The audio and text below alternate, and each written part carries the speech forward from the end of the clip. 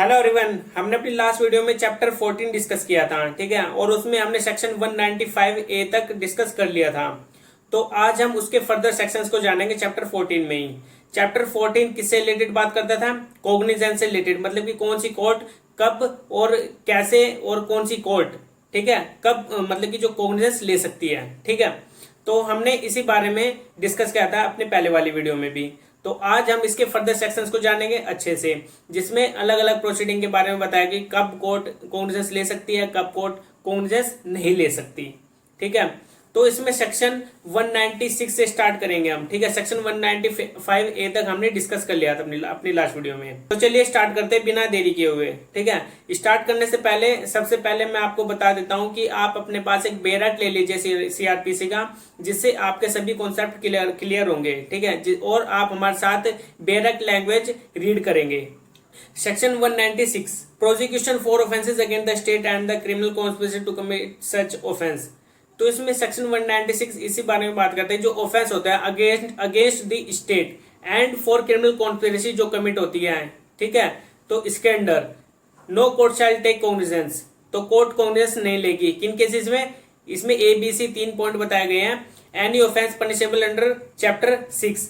जो चैप्टर 6 बताया गया है कि आईपीसी में, ठीक है। और इसमें जो सेक्शन है सेक्शन 153A, सेक्शन 295A और subsection 1 of section 505 of the IPC. तो ये जो इसमें हमने 3 सेक्शन बताए हैं, इसके अंडर अगर कोई भी पनिशेबल ऑफेंस करता है कोई भी पर्सन,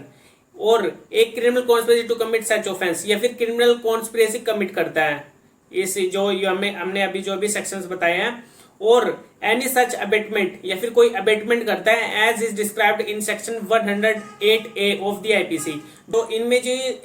हमने 3 ABC पॉइंट पढ़े हैं, इनके अंडर होता है तो फिर उसके लिए कॉग्निजेंस लेने के लिए कोर्ट को पहले क्या करना पड़ेगा? Except with the previous action of the central government और द स्टेट गवर्नमेंट। तो कोर्ट को इन केसेस से रिलेटेड कॉग्निजेंस लेने के लिए सबसे पहले अप्रूवल सैंक्शन लेनी होगी, किससे? सेंट्रल गवर्नमेंट से और स्टेट गवर्नमेंट से। तो ये फर्स्ट क्लोज ये बताता है। और जो फर्स्ट ए क्लोज बताता है वो कहता है no court shall take cognizance, मतलब कि कोर्ट कॉग्निजेंस नहीं लेगी। जो इसमें A और B पॉइंट बताए हैं, इसके अंडर ए पॉइंट बताता है any offence punishable under section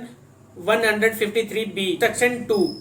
और subsection 3 of section 505 of the IPC. तो इसमें जो ये 2 सेक्शन बताए हैं हम, सेक्शन 153B और subsection 2 and subsection 3 of subsection 505, ये 2 सेक्शन है। इसमें अगर कोई भी पनिशेबल ऑफेंस करता है कोई भी पर्सन, या फिर एक criminal conspiracy to commit such offence, इस ऑफेंस को कमिट करने के लिए कोई भी क्रिमिनल कॉन्स्पिरेसी करता है, तो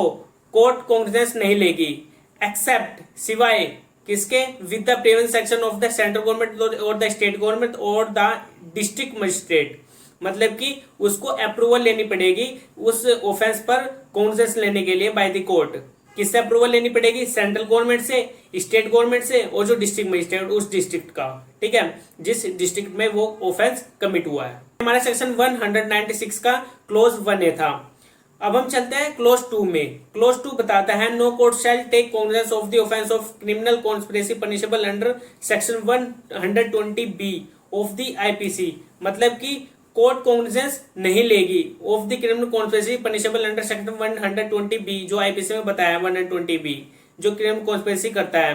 तो कोर्ट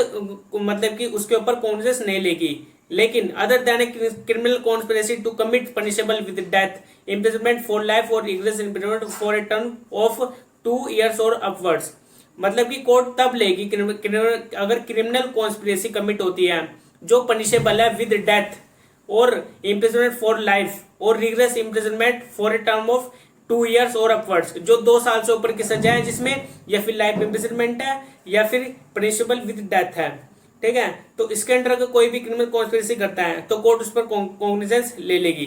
ठीक है। लेकिन अनलेस द स्टेट गवर्नमेंट और district magistrate has consented in writing to the initiation of the proceeding,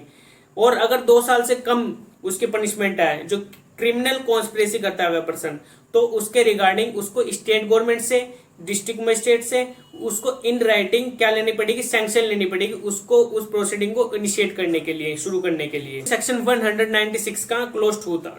2 बताता है, और जिसको क्लोज 2 में प्रोवाइसो बताया है उसमें बताता है provide that where the criminal conspiracy is one to which the provision of section 195 apply no such consent shall be necessary. तो इसमें बताएगा जो क्रिमिनल कॉन्स्पिरेसी होती है सेक्शन 196 अगर उसमें अप्लाई होता है, ठीक है, प्रोविजन जो हमने सेक्शन 195 अपने लास्ट वीडियो में डिस्कस किया था, ठीक है, तो उसके अकॉर्डिंग उसमें कंसेंट की जरूरत नहीं है, कोई नेसेसरी नहीं है कि इसमें कंसेंट ली जाए, ठीक है, जैसे कि हमने सेक्शन 195 में बात की थी। चलते हैं थर्ड क्लोज में। थर्ड क्लोज सिंपली ये बताता है कि द सेंट्रल गवर्नमेंट और the state government before according sanction under subsection 1 और subsection 1A and the district magistrate में before according sanction under subsection 1A and the state government or the district magistrate may before giving consent under subsection 2 order a criminal preliminary investigation by a police officer not below the rank of inspector, in which case such police officer shall have the powers referred to in subsection 3 or of section 155। जो हमने अभी subsection 1 और subsection 1A जो अभी पढ़ा है उसमें अगर जो डिस्ट्रिक्ट मजिस्ट्रेट है before according sanction under subsection 1A तो उसमें वो सैंक्शन ले रहा था, जो हमने क्लॉज 1A में पढ़ा था उसमें भी वो सैंक्शन ले रहा था district magistrate, and the state government और द डिस्ट्रिक्ट मजिस्ट्रेट में बिफोर गिविंग कंसेंट, जो स्टेट गवर्नमेंट है और जो डिस्ट्रिक्ट मजिस्ट्रेट है वो जो उससे अगर कंसेंट ली जा रही है तो उसके रिगार्डिंग उससे पहले कोर्ट क्या करेगी, अगर उससे कंसेंट ले लिया है, ठीक है, अंडर सबसेक्शन 2 में हमने जो पढ़ा था अभी डिस्ट्रिक्ट मजिस्ट्रेट से और स्टेट गवर्नमेंट से अगर कंसेंट ली जा रही है उसके रिगार्डिंग की कोर्ट अगर उस पर कॉन्सेंस लेती है तो ठीक है उसको पहले कंसेंट लेनी पड़ेगी स्टेट गवर्नमेंट से और जो डिस्ट्रिक्ट मजिस्ट्रेट है उससे। तो उससे पहले कंसेंट लेने के बाद उसको एक प्रिलिमिनरी इन्वेस्टिगेशन करनी होगी by the police officer not below the rank of inspector, जिसकी रैंक होगी below the rank of inspector नहीं होगा, वो उससे ऊपर का होगा, ठीक है। In which case such police officer shall have the power refer to in subsection 3 of section 155 के अकॉर्डिंग वो उसके अंदर इन्वेस्टिगेशन करेगा वह पर्सन, कौन, वह पुलिस ऑफिसर जिसकी रैंक होगी इंस्पेक्टर की, ठीक है।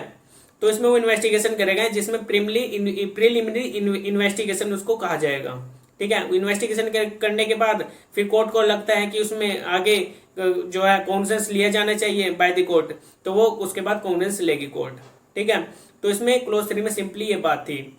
तो आगे इसमें जो ये हमारा सेक्शन 197 आ जाता है, ठीक है। हमने 196 सिंपली तरीके से बता दिया है। अगर आप कोई भी डाउट हो तो आप रिपीट करके वीडियो अच्छे से सुन लेना, और जो बेयर एक्ट लैंग्वेज हम पढ़ रहे हैं उसके रिगार्डिंग अगर आप हमारे साथ पढ़ रहे हैं तो आपके सभी कॉन्सेप्ट क्लियर होंगे,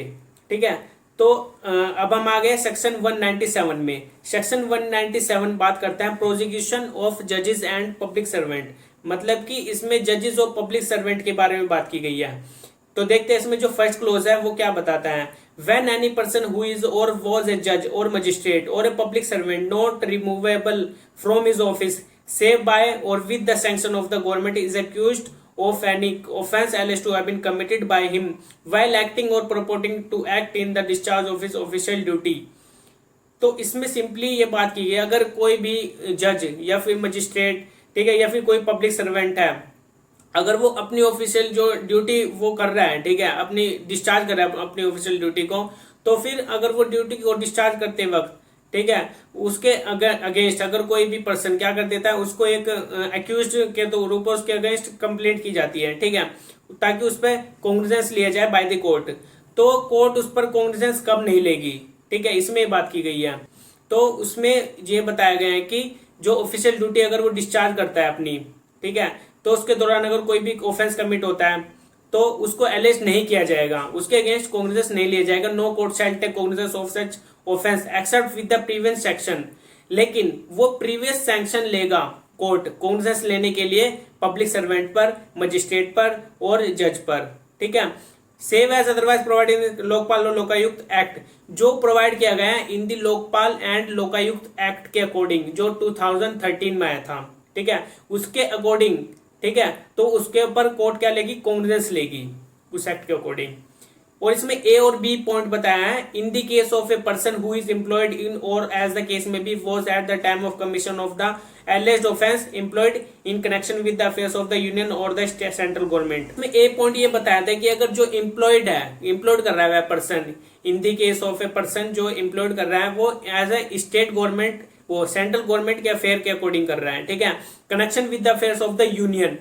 ऑफ द सेंट्रल गवर्नमेंट, ठीक है। और जो बी पॉइंट है, in the case of a person who is employed, जो एम्प्लॉयड है person, in the case of as the case में भी as the time of commission of the alleged offence employed, जो उसके अगेंस्ट ऑफेंस कमिट हुआ है उस person के, पब्लिक सर्वेंट हमने बात की थी, जो जज था, जो मजिस्ट्रेट था, जो ऑफिशियल ड्यूटी डिस्चार्ज कर रहा है, ठीक है, वो एम्प्लॉयड है इन connection with the affairs of the state, जो स्टेट गवर्नमेंट के अकॉर्डिंग काम करता है, ठीक है। तो इसमें सेंट्रल और स्टेट गवर्नमेंट की बात की गई है। जो सेंट्रल गवर्नमेंट के जो ऑफिशियल ड्यूटी उसको डिस्चार्ज कर रहा है, और जो स्टेट गवर्नमेंट से, स्टेट अफेयर से रिलेटेड कनेक्शन है उससे रिलेटेड काम कर रहा है, ठीक है। इसमें दो सेंट्रल गवर्नमेंट, स्टेट गवर्नमेंट की बात की गई है। जो इसके अंडर एम्प्लॉयड है वह पर्सन, जो जिसपे क्या हुआ है, commission of the alleged offence, ठीक है। तो इसमें जो प्रोवाइजो है वो क्या बताता है, that where the alleged offence was committed by person, जो अभी हमने सेंट्रल गवर्नमेंट, स्टेट गवर्नमेंट के अंदर जो एम्प्लॉयड है वह पर्सन वो कमिट करता है by person referred in to in clause B, ठीक है, during the period while a proclamation issued under clause first of article 356 of the constitution was in force in the state. Clause B will apply as for it for expression the state government occurring therein the expression central government was substituted. मतलब कि इसके जो proviso है, proviso simply ये बात करता है जो आर्टिकल 356 ऑफ द कॉन्स्टिट्यूशन, ठीक है। तो इसमें जो क्लोज फर्स्ट है वो सिंपली ये बात करता है कि अगर कोई स्टेट अफेयर से रिलेटेड कोई काम कर रहा है, जो पब्लिक सर्वेंट था, ठीक है, और उसके दौरान उससे कोई ऑफेंस एलिज्ड हो जाता है, of commission of the alleged offence, ठीक है, तो उसके रिगार्डिंग जो कॉन्स्टिट्यूशन वो स्टेट अफेयर से रिलेटेड काम कर रहा था, तो जो एक्सप्रेशन है जो स्टेट गवर्नमेंट का, तो वो माना जाएगा एक्सप्रेशन सेंट्रल गवर्नमेंट वर सब्सटीट्यूटेड यहाँ पर वर्ड मेंशन किया गया है, तो वो सब्सटीट्यूट है, ठीक है, तो सेंट्रल गवर्नमेंट के अंदर आएगा। तो इसका मतलब उसको जो कोर्ट है, कोर्ट किससे सैंक्शन लिया जाएगा, सेंट्रल गवर्नमेंट से, सेंट्रल गवर्नमेंट से सैंक्शन लेने के बाद तब जाकर कोर्ट उसके अगेंस्ट कोई कार्रवाई कर सकती है, कॉन्सेस ले सकती है उसके ऊपर, ठीक है। तो इसमें सिंपली ये बात की गई प्रोवाइजो में। और जो इसमें एक्सप्लेनेशन आगे बताया है, for the removal of doubt it is hereby declare that no sanction shall be required in case of a public servant accused of any offence alleged to have been committed under section 166A, section 166B, section 354A, B, C, D, 370, 375, 376, 376A, 376C, 376D, section 509 of the IPC. जो अभी हमने ये sections पढ़े हैं, ठीक है, अगर कोई भी पर्सन इसके अगेंस्ट, मतलब कि इससे रिलेटेड कोई भी ऑफेंस करता है, कोई भी पब्लिक सर्वेंट, ठीक है, तो फिर वो अक्यूज्ड माना जाएगा। तो इसके रिगार्डिंग अगर वो ऑफेंस कर रहा है अंडर दिस सेक्शन जो आईपीसी के अभी हमने आपको बताए हैं, तो कोर्ट उस पर कॉन्सेस ले सकती है। उसके लिए कोई रिक्वायरमेंट नहीं है कि वो सेंट्रल गवर्नमेंट या स्टेट गवर्नमेंट से सैंक्शन लिया जाए उस पर कॉन्सेस लेने के लिए। किस पर, पब्लिक सर्वेंट पर, जो पब्लिक सर्वेंट इसके रिगार्डिंग क्या कर रहा है, ऑफेंस कमिट कर रहा है। तो एक्सप्लेनेशन सिंपली ये बात करता है। तो अब हम चलते हैं इसके क्लोज 2 में। क्लोज 2 सिंपली ये बात करता है, no court shall take cognizance of any offence alleged to have been committed by any member of the armed forces of the union while acting or purporting to act in the discharge of his official duty except with the previous sanction of the central government। तो इसमें simply ये बात की है close 2 में, अगर court को cognizance लेना है किस पर, किसी member of the arm forces, जो मेंबर है आर्म फोर्सेस का यूनियन में, ठीक है, acting proporting to act in the discharge of his official duty, तो अपनी ऑफिशियल ड्यूटी में जो डिस्चार्ज कर रहा है अपनी ऑफिशियल ड्यूटी को, प्रपोर्टिंग टू एक्ट, अगर कोई भी एक्ट कर देता है except with the previous section of the central government, तो कोर्ट कॉग्निजेंस नहीं लेगी। लेकिन इसमें एक्सेप्ट की बात की है कि उसको सेंट्रल गवर्नमेंट से प्रीवियस सैंक्शन लेनी होगी, तब जाकर उस पर कोर्ट कॉग्निजेंस लेगी, जो क्लोज 2 में सिंपली ये बताया है। तो अब हम चलते हैं क्लोज 3 में। क्लोज 3 बात करता है, the state government by notification direct that the provision of subsection 2 shall apply to such class or category of the members of the armed forces charged with the maintenance of public order as the as case may be specified therein where they may be serving and thereupon the provision of that subsection will apply as if for the expression central government occurring therein the expression of state government were substituted। तो इसमें जो state government के लिए जो state government ने by notification direction दिया है under subsection 2 में, ठीक है, जो अंडर सबसेक्शन 2 में बताया है कि हमने भी बताया था जो आर्म फोर्सेस में क्या कर रहा है अपनी ऑफिशियल ड्यूटी को डिस्चार्ज कर रहा है, ठीक है, तो उसके रिगार्डिंग उससे सेंट्रल गवर्नमेंट से प्रीवियस सैंक्शन लेने की उस पर कॉग्निजेंस लेने के लिए बाय द कोर्ट। तो इसमें क्लोज 3 में सिंपली बात की गई है शेल जो स्टेट गवर्नमेंट है वो नोटिफिकेशन डायरेक्शन देती है प्रोविजन ऑफ सबसेक्शन 2 के regarding shall apply to such class of category of the members of the forces, जो क्लास ऑफ कैटेगरी जो मेंबर बताया आर्म फोर्सेज में charge with the maintenance public order, जो charge किए गए हैं मेंटेनेंस ऑफ पब्लिक ऑर्डर के regarding as may be specified, जो स्पेसिफाइड है where in they may be serving, जो सर्व कर रहा है and upon the provision of subsection will apply is for the expression central government. तो इसमें अगर वो स्टेट अफेयर के लिए काम कर रहा है, ठीक है, तो वो एक्सप्रेस कर रहा है सेंट्रल गवर्नमेंट को जो सेंट्रल गवर्नमेंट के अंडर आएगा और वो सब्स्टिट्यूटेड है जो स्टेट गवर्नमेंट है, तो इसमें इस एक्सप्रेशन किया जाएगा स्टेट गवर्नमेंट को वर्ड सब्स्टिट्यूटेड, ठीक है, तो ये सब्स्टिट्यूट है सेंट्रल गवर्नमेंट स्टेट गवर्नमेंट का। तो इसमें सिंपली ये बात की गई क्लोज 3 में। और जो इसके अंदर क्लोज 3A है, क्लोज 3A बात करता है note with standing anything content in subsection 3, जो कंटेन किया जाता है अंडर सबसेक्शन 3, जो सबसेक्शन 3 हमने बात की है, no court shall take cognizance of any offence, तो कोर्ट कॉग्निजेंस नहीं लेगी alleged to have been committed by any member of the arm forces charge with the maintenance public order, जो charge किया गया है आर्म फोर्सेज के member को maintenance of the public order के regarding in a state while, जो भी state affair के लिए काम करता है वाइल एक्टिंग और purporting to discharge of official duty during the period while a proclamation issued under clause 1 of article 356 of the constitution was in force therein except with the previous sanction of the central government.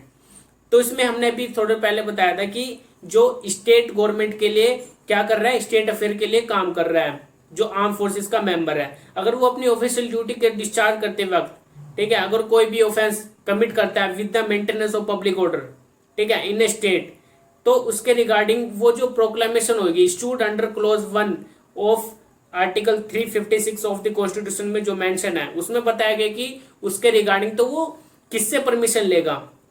Court cognizance लेने के लिए उस person पर जो member of the arm forces है, तो वो लेगा सेंट्रल गवर्नमेंट से, अगर वो स्टेट अफेयर के लिए भी काम कर रहा है तो, ठीक है, सेंट्रल गवर्नमेंट से प्रीवियस सैंक्शन लेगा, तब जाकर कोर्ट उस पर कॉग्निजेंस लेगी, जो कार्रवाई है ट्रायल है वो होल्ड करेगी आगे। तो इसमें 3A सिर्फ ये बात करता है क्लोज, और जो इसमें 3B है close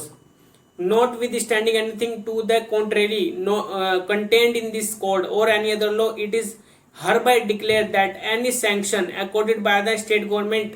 or any cognizance taken by a court upon such sanction, मतलब कि इसमें ये बात की गई है जो डिक्लेयर किया गया that any sanction accorded by the state government or any cognizance taken by a court upon such sanction, तो कोर्ट उस पर सैंक्शन लेगी पहले, ठीक है, तब जाकर कोर्ट उस पर कॉग्निजेंस लेती है during the period commencing on the 20th day of August 1991 and ending with the immediately preceding the date on which the Code of Criminal Procedure Amendment Act 1991, तो इसके बीच में, ठीक है, इसके बीच में कोर्ट क्या ले सकती है, कॉग्निजेंस ले सकती है during the period commencing on 20 अगस्त 1991, ठीक है, तो जो कमेंस किया गया था इसके अकॉर्डिंग जो अमेंडमेंट हुई थी, receive the assent of the president, तो उसको रिसीव करना पड़ेगा एसेंट किससे, प्रेसिडेंट से with respect to an offence alleged to have been committed during the period while a proclamation issued under clause 1 article 356 of the constitution was in force in the state, जो in force होगा article 356 clause 1, ठीक है, तो उसके regarding अगर कोई भी offence वो एलिज्ड होता है कमिट, जो प्रोक्लामेशन में इशू किया जाएगा आर्टिकल 356 क्लॉज फर्स्ट के अकॉर्डिंग जो इंडियन कॉन्स्टिट्यूशन में बताया गया है, shall be invalid and it shall be competent for the central government in such matter to accord sanction for the court to take cognizance thereon, तो central government से competent है in such matter to accord sanction for the court to take cognizance thereon, तो court उसमें cognizance लेगी with the previous sanction of the central government जो competent है, ठीक है, तो इसमें सिंपली 3B में यही बात की गई है, ठीक है। तो इसमें जो 4th क्लोज है, द सेंट्रल गवर्नमेंट और the state government as the case may be determined the person by whom the manner in which and the offenses where which the prosecution of such judge, magistrate or public servant is to be conducted and may specify the court before which the trial is to be held। तो इसमें simply ये बात की गई कि जो central government है और जो स्टेट गवर्नमेंट है, तो उसमें अगर उससे सैंक्शन ली जाती है, प्रीवियस सैंक्शन ली जाती है उस कॉग्निजेंस को लेने मतलब उस पब्लिक सर्वेंट पर, जज पर, ठीक है, या फिर मजिस्ट्रेट पर कोई भी कॉग्निजेंस लेना है, servant is to be conducted, तो वो कंडक्ट होएगा उसी कोर्ट में जिस कोर्ट में स्पेसिफाई किया है सेंट्रल गवर्नमेंट और जो स्टेट गवर्नमेंट है उसके द्वारा कि किस कोर्ट में उसका ट्रायल चलेगा। Trial is to be held, ठीक है। लास्ट में बात की गई the specify the court before which the trial is to be held, तो उसी कोर्ट में होगा जहां पर स्टेट गवर्नमेंट और सेंट्रल गवर्नमेंट ने बताया है, ठीक है। तो फोर्थ क्लॉज सिंपली यही बात करता था। तो अब हम चलते हैं सेक्शन 198 पर। इसमें 198 में बात की गई है कि prosecution for offences against marriage, जो प्रोसिक्यूट किए जाते हैं ऑफेंसेस अगेंस्ट मैरिज से रिलेटेड, ठीक है। तो इसमें यही प्रोसीजर बताया गया कि इसमें क्या प्रोसीजर चलेगा कि कोर्ट कब इसमें क्या लेगी, कॉग्निजेंस लेगी और कैसे लेगी। तो इसमें फर्स्ट क्लोज है no court shall take cognizance of an offence punishable under chapter 20 of the IPC except upon complaint made by some person agreed by the offence. तो इसमें क्लोज फर्स्ट में सिंपली ये बात की है कि कोर्ट कॉग्निजेंस नहीं लेगी under chapter 20 of the IPC. जो चैप्टर 20 बताता है आईपीसी में, वो बताता है कि offence relating to the marriage, ठीक है, जो मैरिज से रिलेटेड अगर कोई भी ऑफेंस होता है तो जो चैप्टर 20 वो बात करता है। लेकिन जो इसके अंदर अगर चैप्टर 20 के अंदर कोई भी ऑफेंस होता है तो उसके रिगार्डिंग कोर्ट कॉग्निजेंस नहीं लेगी। कब? Except upon a complaint made by some person agreed by the offence. लेकिन कंप्लेंट कौन करेगा? By some person agreed by the person, जो एग्रीड पर्सन है वही कंप्लेंट करेगा, उसके अलावा और कोई भी पर्सन कंप्लेंट नहीं करेगा। एग्रीड पर्सन ही इसमें क्या कर सकता है? कंप्लेंट कर सकता है, और कोई पर्सन इसमें ऑथोराइज नहीं है कि वो करे। लेकिन इसमें प्रोवाइजो बताया गया है ए और बी सी, इसमें 3 प्रोवाइजो है। ए बताता है where such person is under the age of 18 years or is an idiot or a lunatic or is from sickness or infirmity unable to make a complaint or is a woman who according to the local customs and manner or to not to be compelled to appear in public some other person may with the leave of the court make a complaint on his or her behalf। तो इसमें ए proviso ये बताते हैं कि अगर कोई भी person, ठीक है, जो under the age of 18 years है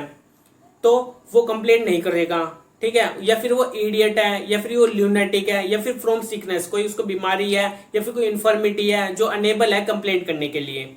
ठीक है, जो चैप्टर 20 में आईपीसी में बताया है उससे रिलेटेड जो ऑफेंस होते हैं, तो कंप्लेंट करने के लिए क्या नहीं है? कैपेबल नहीं है।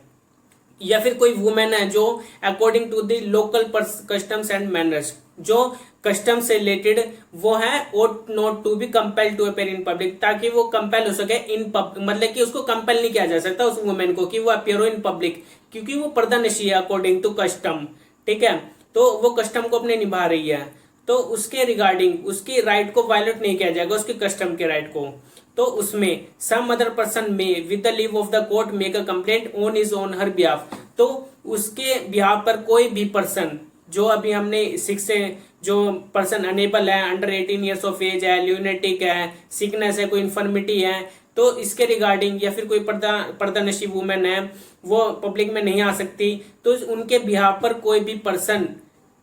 क्या हो सकता है? उनके बिहाफ पर कंप्लेंट कर सकता है with the leave of the court, ठीक है। तो इसमें ए सिर्फ ये बताता है। और जो बी पॉइंट है, where such person is the husband and is serving in any of the armed forces of the Union under condition which are certified by his commanding officer as precluding him from obtaining leave of absence to enable him to make a complaint in person, some other person authorized by the husband in accordance with the provisions of succession 4 may make a complaint on his behalf। तो इसमें क्या बात की गई? इसमें एक husband की बात की गई है, ठीक है। अगर वो हस्बैंड आर्म फोर्सेज में मेंबर है of the union under condition which are certified by his commanding officer as precluding from his obtaining leave, जो उसका कमांडिंग ऑफिसर है, ठीक है, उसको लीव नहीं देता है, उसको प्रिक्लूड कर देता है उसकी लीव को, of absence to enable him to make a complaint. तो वो मतलब कि एब्सेंट है क्योंकि वो उसको लीव नहीं मिल रही है अपने कमांडिंग ऑफिसर से, उसको प्रिक्लूड कर दिया गया है उसके बाय द कमांडिंग ऑफिसर। तो उसके बिहाफ पर कोई भी पर्सन जो भी ऑथराइज किया गया था बाय द हस्बैंड, उसके अकॉर्डेंस में with the provision of section 4 में make a complaint on his behalf. तो उसके बिहाफ पर अंडर सेक्शन 4 के अकॉर्डिंग वो कोई भी वो जो भी ऑथराइज किया गया है हस्बैंड के द्वारा वो कंप्लेंट कर सकता है उसके बिहाफ पर। ठीक है, तो बी क्लॉज सिंपली ये बात करता है। और जो सी प्रोवाइजो है, where the person agreed by an offence punishable under section 494 और section 495 of the IPC is the wife, complaint may be made on her behalf by her father, mother, brother, son, daughter और other fathers, mothers, brothers और sister और with the leave of the court by any other person related to her by blood, marriage और adoption. तो इसमें आप क्या समझे, इसमें सिंपली ये बात की क्लोज सी जो सी प्रोवाइसो है, इसमें ये सिंपली ये बताते हैं अगर कोई भी ऑफेंस पनिशेबल ऑफेंस कमिट होता है अंडर सेक्शन 494 और सेक्शन 495 ऑफ द आईपीसी और वो वाइफ है, ठीक है, जो एग्रीव्ड पर्सन है, तो वो कंप्लेंट उसके बिहाफ पर और कौन कर सकता है, वो तो कर ही सकती है वाइफ। ठीक है, अगर वो नहीं कर पाती है तो उसके बिहाफ पर कोई और भी कर सकता है। कौन कर सकता है, उसके फादर, मदर, ब्रदर, सिस्टर, सन, डॉटर, फादर्स,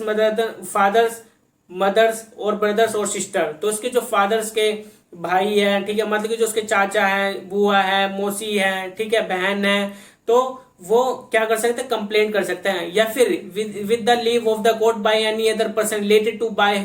ब्लड, मैरिज और अडॉप्शन, जो इससे रिलेशन है by blood, by adoption, by marriage, in these से अगर उसका रिलेशन है, ठीक है, तो फिर with the leave of the court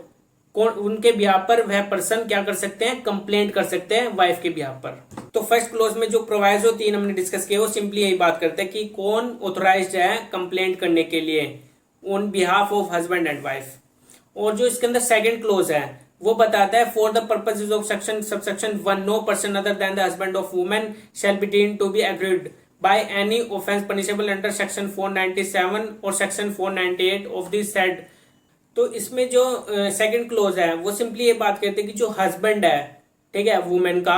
no person other than the husband of the women shall be deemed to be aggrieved. तो वो माने नहीं जाएंगे aggrieved by any offence punishable under section 497 और section 498 of the said code. जो भी इस code में सेक्शन 497 और जो 498 है वो बात करता है, ठीक है। तो इसमें प्रोवाइजो बताया गया, provide that in the absence of the husband, अगर एब्सेंट होने पर हस्बैंड के some person who had care of the women on his behalf, जो care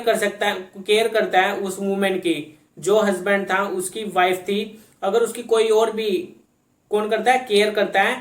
at the time of such offence was committed may with the leave of the court make complaint on his behalf. तो उस women के behalf पर कोई भी complaint कर सकता है जो उसकी केयर कर रहा है, ठीक है।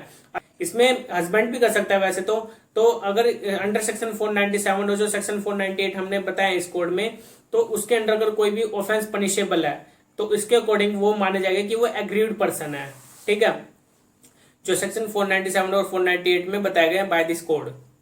तो ये क्लोज 2 था हमारा। और जो इसमें थर्ड क्लोज है, when in any case falling under clause A of the proviso to subsection 1, जो हमने प्रोवाइजो सबसेक्शन 1 पढ़ा था, A पढ़ा था, उसमें क्या बात की गई थी, उसमें सिंपली ये बात की गई थी जो अंडर द 18 ईयर एज है, ल्यूनेटिक है, अगर कोई भी उससे सिकनेस है, ठीक है, पर्दानशी वुमेन है, the complaint is so to be made on behalf of a person under the age of 18 years of a lunatic by a person who has not been appointed. तो उसके रिगार्डिंग जो भी जो 18 years of age, under the 18 year of age है, जो lunatic person है, ठीक है, who has not be appointed, जो अपॉइंट नहीं किया गया है, और डिक्लेयर्ड बाय कॉम्पिटेंट अथॉरिटी, जो डिक्लेयर्ड भी नहीं किया गया by the competent authority to be the guardian of the person of the minor or lunatic, जो गार्जियन होंगे पर्सन के, किसके, माइनर जो ल्यूनेटिक पर्सन था उसके। And the court is satisfied, अगर कोर्ट सेटिस्फाइड होती है that there is guardian so appointed और डिक्लेयर्ड, कोर्ट को लगता है कि उसके जो माइनर पर्सन है, ठीक है, उसके रिगार्डिंग क्या करना चाहिए, उसके रिगार्डिंग गार्जियन अपॉइंट करना चाहिए और डिक्लेयर करना चाहिए। The court shell before granting the application for leave, तो कोर्ट ग्रांट करेगी, जो भी अगर कोई भी पर्सन आता है उस माइनर पर्सन का क्या बनने के लिए, गार्जियन बनने के लिए एप्लीकेशन देनी होगी कोर्ट में for the grant of the application for leave. तो उस केस में तो जो कोर्ट है उसको उस एप्लीकेशन को ग्रांट करने से पहले क्या कहेगी, course notice to be given to such guardian. तो उसको कोर्स नोटिस सेंड करेगी गार्जियन को and give him reasonable opportunity of being heard, और उसको सुनेगी कि जो वो पर्सन है जो अपॉइंट होना चाहता है एज अ गार्जियन, उससे उसको एक अपॉर्चुनिटी देगी उसको सुनने के लिए, रीजनेबल। ठीक है, तो इसमें थर्ड क्लोज में सिंपली ये बात है। और जो फोर्थ क्लोज है, the authorisation refer to in clause B of the proviso to subsection 1 shall be in writing. तो इसमें जो क्लोज बी था ऑफ द प्रोवाइजो सबसेक्शन 1 जो हमने पढ़ा था, तो उसमें क्या बात की गई थी क्लोज बी में, उसमें सिंपली हस्बैंड से रिलेटेड बात थी जो आर्म फोर्सेस का मेंबर था ऑफ द यूनियन। ठीक है, तो उसके रिगार्डिंग था उसमें। तो इसमें shall be in writing, shall be signed और otherwise attested by the husband. तो उसमें अटेस्टेड किया जाएगा और साइंड बाय द किसके द्वारा, उसके जो कमांडिंग ऑफिसर था उसके द्वारा साइन की जाएगी। Shall contain a statement to the fact that he has been informed of the allegation upon which the complaint is to be founded. तो उसको इन्फॉर्म करेगा ऑफ द एलिगेशन, जो भी इस पर एलिगेशन है, upon which the complaint is to be found. ठीक है, shall be countersigned by his commanding officer. तो वो कमांडिंग ऑफिसर भी उसको साइन करेगा, काउंटर साइन करेगा। And shall be accompanied by certificate signed by that officer. तो उसको एक सर्टिफिकेट इशू करेगा साइंड बाय दैट ऑफिसर। ठीक है, तो उसके ऊपर उसके ऑफिसर के साइन होंगे to the effect that leave of absence of the purpose. तो उसमें leave of absence of the purpose मतलब कि उसका क्या पर्पस है एब्सेंट होने का, of making a complaint in person can not for the timing in granted to the husband. ठीक है, तो उसके ब्याह पर कोई और भी पर्सन क्या करेगा, कंप्लेंट कर सकता है। ठीक है, अगर वो हस्बैंड अपियर नहीं हो रहा है, ग्रांट नहीं की जा रही है उसको कोई भी leave by the commanding officer, तो उसमें वो अपने जो कंप्लेंट के जितने भी ग्राउंड से उसके अंदर वो अपने देगा। ठीक है, उस पर्सन को किसी पर्सन को ऑथराइज कर सकता है ऑन हिज बिहाफ। ठीक है, अपने बिहाफ पर, ताकि वो कोर्ट में जाकर क्या करे, उसके बिहाफ पर कंप्लेंट करे। तो उसके लिए कोर्ट उससे क्या मांगेगी, एक सर्टिफिकेट मांगती है counter signed by the commanding officer, जिसमें काउंटर साइंड हो गए बाय द कमांडिंग ऑफिसर। ठीक है, तो उसको एक सर्टिफिकेट इशू होगा बाय दैट ऑफिसर। तो इसमें फोर्थ क्लोज में सिंपली ये बात है। और जो फिफ्थ क्लोज है, any document purporting to be such an authorization and complying with the provisions of section 4 and any document purporting to be a certificate required by that subsection shall, unless the contrary is proved, be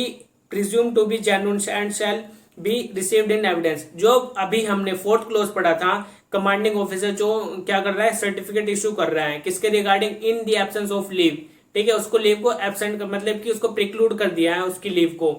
तो उसको मतलब कि छुट्टी नहीं दे रहा है। ठीक है, फॉर दी कंप्लेंट फाइल, तो उसको कंप्लेंट फाइल करने के लिए कोई भी उसको लीव नहीं मिल रही है बाय द कमांडिंग ऑफिसर। तो उसमें जो डॉक्यूमेंट इशू कर रहा है वह कमांडिंग ऑफिसर जो सर्टिफिकेट दे रहा है, तो इसके रिगार्डिंग उसको एक प्रूफ मतलब कि वो unless the contrary is proved मतलब कि उसको प्रिज्यूम किया जाएगा to be a genuine and shall be received in evidence. तो उसको एक रिसीव किया जाएगा इन एविडेंस और उसको एक जेन्युइन डॉक्यूमेंट माना जाएगा बाय द कोर्ट। तो उसको परपोर्ट किया जाएगा टू बी ए सर्टिफिकेट। तो फिफ्थ क्लोज सिंपली यही बात करता है। और जो सिक्स्थ क्लोज है, no court shall take cognizance of an offence under section 376 of the IPC. तो कोर्ट कॉग्निजेंस नहीं लेगी अगर आईपीसी के अंडर जो सेक्शन 376 बात करता है उसके अंडर कोई भी ऑफेंस हुआ है, वे such offence consist of sexual intercourse by man with his own wife. जो सेक्सुअल इंटरकोर्स किया गया है by man with his own wife, अपने ही वाइफ के साथ, the wife being under 18 years, लेकिन जो उसकी वाइफ हो अंडर 18 ईयर्स ऑफ एज है, if more than 1 year has left from the date of the commission of the offence. जो वो 376 का जो ऑफेंस कमिट हुआ था उसको 1 साल बीत चुका है, देन उस केस में कोर्ट कॉग्निजेंस नहीं लेगी। From if more than 1 year has lapsed from the date of commission of the offence. ठीक है, तो सिक्स्थ क्लॉज में सिंपली ये बात की गई है, अगर कोई भी ऑफेंस कमिट होता है कब, 1 साल पहले, ठीक है, और वो 1 साल बाद कंप्लेंट कर रहे हैं, तो उसके रिगार्डिंग कोर्ट कॉग्निजेंस नहीं लेगी। लेकिन उसमें जो हस्बैंड है, ठीक है, वो वो एक मैरिटल मतलब कि अपने वाइफ के साथ क्या कर रहे हैं, सेक्सुअल इंटरकोर्स कर रहे हैं, उसके ब्याह पर the wife under 18 years age, जो उसकी वाइफ वो अंडर 18 ईयर्स एज है, ठीक है, if more than 1 year has left from the date of the commission of the offence, 1 साल से ज्यादा हो गया है, उन्होंने अभी तक कंप्लेंट नहीं किया, लेकिन 1 साल बात कर रहे हैं, तो उसके बेस पर कोर्ट कॉग्निजेंस नहीं लेगी। 6th क्लोज सिंपली यही बात करता है। जो 7th क्लोज है, तो provisions of this section apply to be the abetment attempt to commit an offence as they apply to the offence. तो इनमें जो अभी हमने प्रोविजंस पढ़े हैं इन सभी सेक्शंस में, मतलब इस सेक्शन के जो क्लोजेस थे, अप्लाई टू द अबेटमेंट, तो उसके अंदर अबेटमेंट भी हो सकती है, अटेम्प्ट टू कमिट भी हो सकता है, offence as they apply to the offence, जो भी ऑफेंस होता है इसके अंडर अप्लाई होगा इन जो ऑफेंस किए जा रहे हैं, ठीक है, तो इसके रिगार्डिंग वो चलेगा। तो इसमें अबेटमेंट भी हो सकती है, अबेट टू कमिट भी हो सकता है, ठीक, अटेम्प्ट टू कमिट भी हो सकता है। तो ये हमारा सेक्शन 198 कंप्लीट हो गया है, जिससे जो कि बात करता है ऑफेंस रिलेटिंग टू मैरिज, ठीक है, उसके रिगार्डिंग क्या प्रोसीजर चलेगा, कैसे उसमें कोर्ट कॉग्निजेंस लेगी। तो अब हम चलते हैं सेक्शन 198A। 198A सिंपली ये बात करता है prosecution of offences under section 498 of the IPC.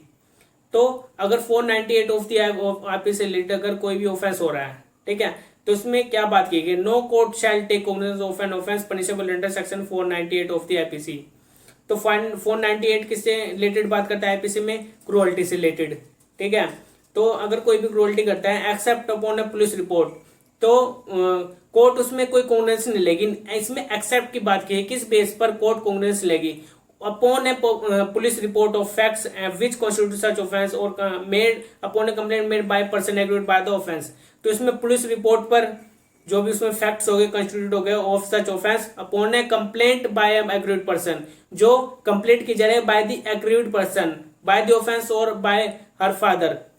तो उसके ब्याह पर जो एग्रीड पर्सन है उसके ब्याह पर कौन कर सकता है, और फादर कर सकता है, मदर कर सकती है, ब्रदर कर सकता है, सिस्टर कर सकता है, या फिर फादर्स ब्रदर और सिस्टर्स, ठीक है। तो इसमें चाचा ताऊ मौसे, ठीक है, बुआ, ये कर सकते हैं with the leave of the court, ठीक है, उसमें कोर्ट की परमिशन लेनी होगी। By any other person related to her by blood marriage और अडॉप्शन, जो इन रिलेशन है उस किससे रिलेटेड करते हैं, उस पर्सन से, जो एग्रीड पर्सन है उससे उसका रिलेशन है by blood, by marriage, by adoption, तो भी वो उनके ब्याह पर क्या कर सकते हैं, कंप्लेंट कर सकते हैं फाइल अंडर सेक्शन 498 के ए के अकॉर्डिंग, ठीक है। तो prosecute of the offence under section 498 of the IPC, तो उसमें प्रोसीजर बताया 198A में जो सीआरपीसी में है। अब हम चलते हैं 198B कॉग्निजेंस ऑफ ऑफेंस। तो इसमें कॉग्निजेंस लिया जा रहा है ऑफेंस का, तो इसमें कैसे लेगी, no court shall take cognizance of an offence punishable under section 376B of the IPC.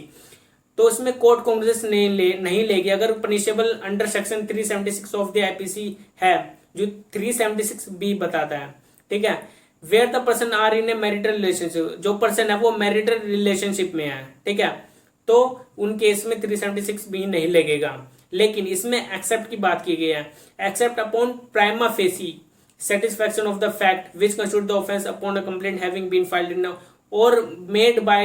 the wife against the husband। तो इसमें प्राइमा फेसी अगर कोई भी केस लगता है जज को, मजिस्ट्रेट को, तो उसके जो फैक्ट्स होंगे, satisfaction of the facts which constitute offence, तो वो कंस्टिट्यूट हुआ है ऑफेंस अपॉन ए कंप्लेंट, जो भी कंप्लेंट की गई है उस पर, ठीक है। अगर कोर्ट मजिस्ट्रेट को लगता है कि उस पर कॉग्निजेंस लिया जाना चाहिए, तो मजिस्ट्रेट प्राइमा फेसी उस पर क्या ले सकता है, कॉग्निजेंस ले सकता है। हैविंग बीन फाइल्ड और made by the wife against the husband, जो वाइफ अगेंस्ट, ठीक है, अगेंस्ट द हस्बैंड, तो वाइफ अगेंस्ट द हस्बैंड कर सकती है कंप्लेंट, ठीक है, तो उस पर कोर्ट कॉग्निजेंस ले सकती है। सेक्शन 190B सिंपली ये बात करता है कि कॉग्निजेंस किन केस में लिया जाएगा। अब हम चलते हैं 199। 199 बात करता है प्रोसिक्यूशन फॉर डेफामेशन, मतलब कि डेफामेशन से रिलेटेड, जो डेफामेशन आईपीसी में बताया गई सेक्शन 499 में इसकी डेफिनेशन दी गई है और 500 में इसकी पनिशमेंट बताई गई है, कितनी पनिशमेंट होगी डेफामेशन रिलेटेड जो आईपीसी में प्रिस्क्राइब किया गया है। लेकिन इसमें बताया गया कि कोर्ट कब कॉग्निजेंस लेगी डेफामेशन रिलेटेड और कौन कंप्लेंट कर सकता है, ठीक है। इसमें जो फर्स्ट क्लोज है, no court shall take cognizance of an offence punishable under this chapter 221 of the IPC except upon a complaint made by some person agreed by the offence. तो इसमें ऐसे ही है, ऑफेंस जो हमने सेक्शन 198 में पढ़ा था, कॉग्निजेंस नहीं लेगा अंडर दिस चैप्टर 21 के अकॉर्डिंग अंडर आईपीसी। ये चैप्टर 21 डेफामेशन रिलेटेड ही बात करता है, तो इसमें कॉग्निजेंस नहीं लेगी कोर्ट। लेकिन except upon complaint made by some person aggrieved by the person, लेकिन अगर कोई एग्रीव्ड पर्सन है, ठीक है, वो कंप्लेंट कर रहा है, तो उसके बेस पर उस पर कॉग्निजेंस ली जाएगी बाय द मजिस्ट्रेट। ठीक है, तो फर्स्ट क्लोज सिंपली ये बात को, जो फर्स्ट क्लोज में प्रोवाइसो बताया है, इसमें बताया कि provide that where such person is under the age of 18 years, जो वो पर्सन है वो under the age of 18 years है, या फिर वो एक इडियट है, ल्यूनेटिक है, और इज ऑफ फ्रॉम सिकनेस और infirmity to make a complaint, मतलब कि वो कैपेबल नहीं है कि वो कंप्लेंट कर सके फ्रॉम द सिकनेस और इन्फर्मिटी, या फिर ल्यूनेटिक है या फिर इडियट है, इसी वजह से। और is a women who according to the local custom and manners, मतलब कि जो वुमेन है वो according to the local customs ought not to be compelled to appear in public, जो कंपेल नहीं कर सकते उस वुमेन को अपियर होने के लिए इन पब्लिक, तो भी उसके बिहार पर कोई और कंप्लेंट कर सकता है। सम अदर पर्सन में with the leave of the court make a complaint on his और हर बिहाफ, तो उनके बिहाफ पर जो माइनर पर्सन है, इडियट है, ल्यूनेटिक है, फ्रॉम सिकनेस है, infirmity, unable to make a complaint, ठीक है, और जो वुमेन है वो पर्दानशी है, वो उसको कंपेल नहीं किया जा सकता कि वो अपियर हो इन पब्लिक, तो उनके ब्याह पर कोई और